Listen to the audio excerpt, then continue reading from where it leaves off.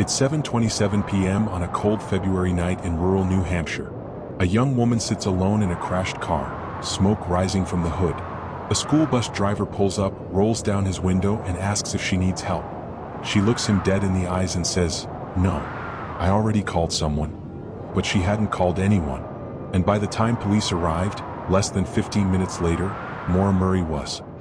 To understand what happened on that dark stretch of Route 112, you need to understand who Maura Murray was, because on the surface her life looked like a success story. Maura was 21 years old, a nursing student at the University of Massachusetts Amherst. She was smart, disciplined, and driven. Before UMass, she had attended West Point, the prestigious U.S. military academy, one of the most competitive institutions in the country. She was an athlete, a runner, the kind of person who set goals and hit them. But underneath that polished image, things were unraveling. In the weeks before her disappearance, Maura had accumulated a series of small but telling incidents. In early February 2004, she was involved in a minor car accident in her father's car. She drove into a guardrail and left the scene without reporting it. Days later, her father Fred came to visit her on campus for the weekend. By most accounts, it was a normal visit. But something happened that weekend that no one has ever fully explained. Witnesses later reported seeing Maura crying in a parking lot near her dorm after her father left.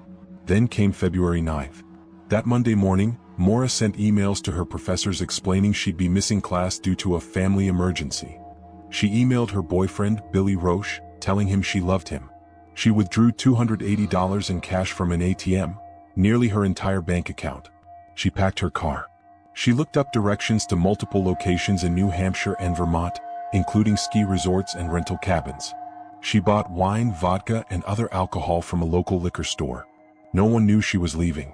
No one knew where she was going. Maura drove north for about 2.5 hours. It was winter in New England.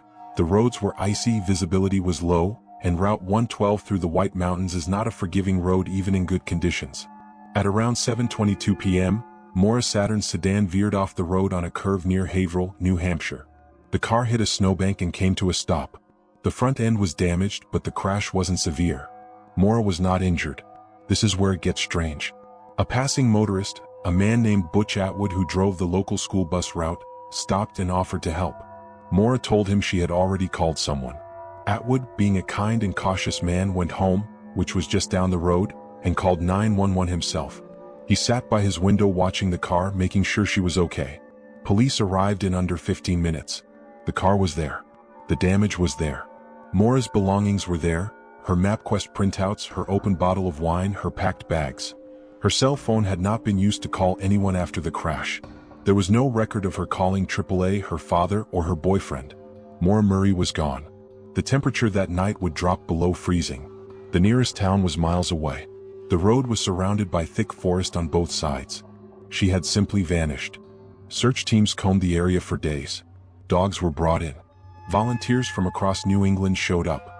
Nothing turned up, not a footprint in the snow, not a piece of clothing, not a single trace of where she had gone. Fred Murray, Maura's father, became a fixture in Haverhill. He visited repeatedly, put up flyers, organized searches, and refused to accept that his daughter was simply gone.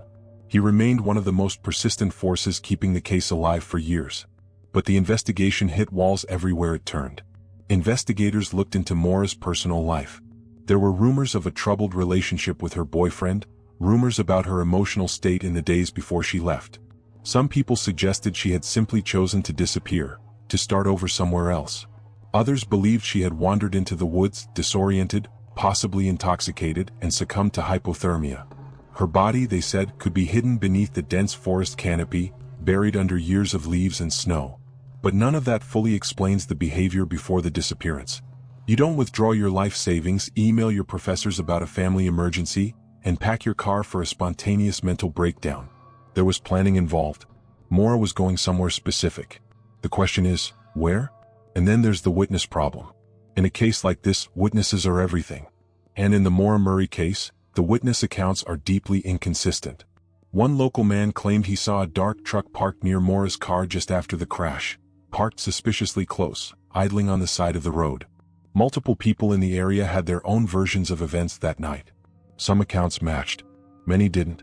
Over time, as the case gained national attention and became a subject of podcasts, documentaries, and online forums, the noise around the case grew louder and the signal grew weaker. Suspects were named publicly, local men whose behavior around the time of the disappearance raised eyebrows. None were ever charged. None were ever officially named as suspects by law enforcement. Here is what makes the Maura Murray case uniquely haunting. It sits at the intersection of the explainable and the impossible. Everything before the crash makes sense, in a tragic human kind of way. A young woman under enormous pressure, hiding struggles from the people who loved her, reaching a breaking point and driving away from her life. That part people understand. But after the crash? After that brief conversation with Butch Atwood? The story falls completely apart. If she walked into the woods voluntarily, her body should have been found. The searches were thorough. The terrain, while difficult, isn't impenetrable. Hypothermia victims don't just disappear without a trace. If someone picked her up, who? And why has no one come forward in over 20 years? If she orchestrated her own disappearance, where has she been? In the age of facial recognition, digital footprints, and global connectivity, vanishing completely for 2 decades is almost impossible, unless someone with serious resources is helping you stay hidden. In 2023, Fred Murray passed away without ever knowing what happened to his daughter. He spent the last 20 years of his life searching. He never stopped. Maura Murray has been missing since February 9, 2004. She would be 42 years old today. Her case remains officially open. No body has ever been found. No suspect has ever been charged. No definitive answer has ever been given. What we're left with is a frozen moment in time. A crashed car on a dark mountain road, a young woman telling a stranger she'd already called for help, and then nothing. Just silence and snow and 22 years of unanswered questions. Some cases get solved. Some cases get colder. And some cases, like Maura's, stay alive because the absence of an answer is, somehow, louder than the truth. If you've followed this case, you know how deep the rabbit hole goes. If this is the first time you've heard Maura's name, you won't forget it. Subscribe to the channel so you never miss a story like this one. New videos drop every week, and every single one of them is a case that deserves to be heard.